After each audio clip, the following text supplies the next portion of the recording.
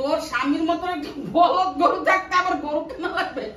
জন্মদিনে পুষ্টিকর খাবার খেতের একদম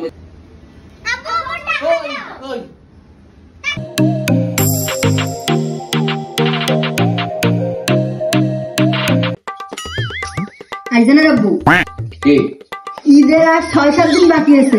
গরু টরু কবে কিনবে এটা চিন্তা ভাবনা করছো কিছু? গরু কবে কিনবো? হ্যাঁ, তোমার শাশুড়ি আমার টাকা পয়সা না দিলে আমি গরু কেমনে কিনবো? তোমার শাশুড়ি যে জিজ্ঞেস করো যে শাশুড়ি মা গরু কেনার টাকা কবে দেবেন? আমার স্বামী গরু কিনতে যাবে, বুঝছো? যাও। হ্যাঁ, আমি এক্ষুনি জিজ্ঞেস করতেছি, বুঝছো? তুমি তো এখন চুপচাপ বসে আছো। আব্বু আসলে গরু কবে কিনবা? এত গরু গরু করার লেগে পাগল হয়ে গেছে কেন? ঈদের আছে এখনো। ছোটবেলায় 1 মাস 2 মাস আগে গরু কিনতা তখন, আর আমরা ঈদের 2-3 দিন আগে কইতেছি দেখে এরকম করতেছো। 2-3 দিন আগে না বাবা, এখনো কয়দিন বাকি। আজকে 10 তারিখ, 17 তারিখ ঈদ, এখনো 6 দিন পরে 7 দিনের দিন ঈদ।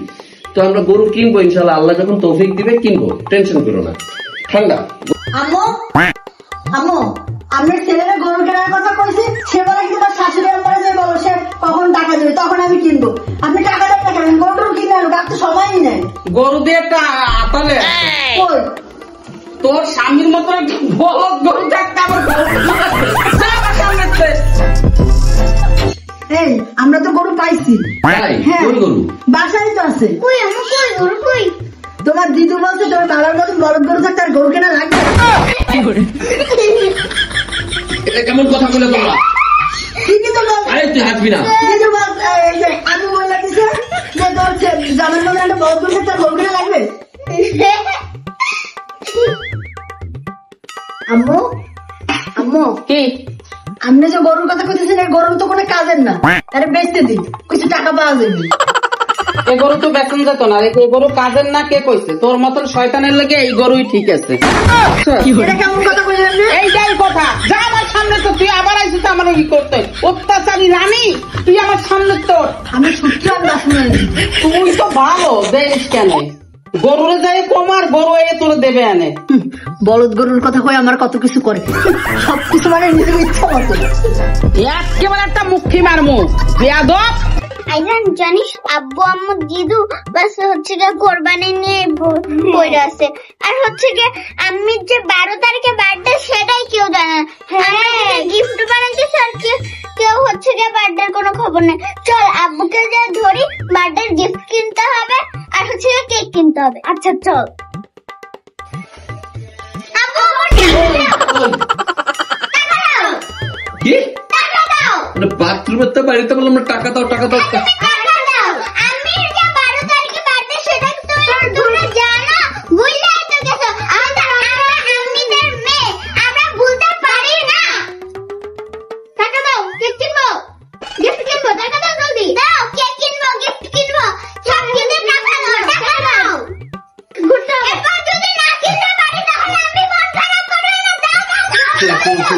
আমি বলি দাঁড়াও, আমার এমনিতে পেট খারাপ করছে, বুঝি দাঁড়াও, আমি এখনই কিন্তু ছাইড়া দেবো এই জায়গায়। শোনো আমার কথা শোনো।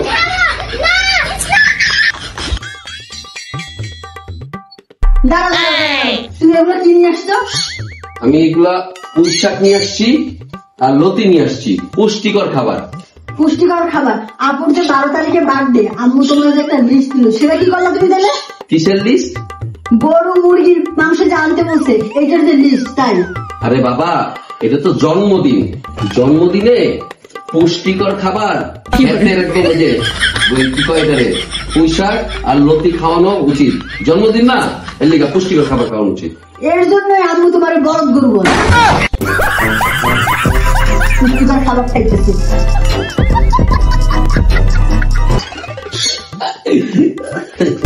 কই যাও?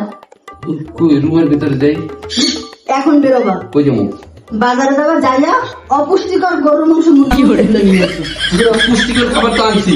হ্যাঁ, এবার অপুষ্টিকর খাবার। অপুষ্টিকর খাবার খাইতে হয় না তো? হ্যাঁ, খেতে হবে, সবই মিলে খাইতে হবে। যাও। শোনো আমার কথা শোনো। শুনবো না আমি কোনো কথা। যাও গো, গেলাম আমি ফিরে দেখলাম। যাওগা সামনের দিকে আউগা, দেখছেন আমি নাকি বলদ গরু, কোরবানির গরু, কত কিছু যে এরা আমারে বানায় দিল। তো যাওগা, সামনের দিকে আউগা। খাচ্চর গুলো আই লাভ ইউ টু। বইনের বার্থডে 12 তারিখে, এর লিগে সবাই পাগল হয়ে গেছে গা। এর লিগে আমার পুষ্টিকর অপুষ্টিকর সব ধরনের বাজার নিয়ে আসার জন্য পাগল করে রয়েছে। আপনারা খুব মজা পাইতেছেন না? যাওগা, ভিডিওটা ভালো লাগলে অবশ্যই লাইক, কমেন্টস এন্ড শেয়ার করেন। আজকের জন্য এখানে টাটা।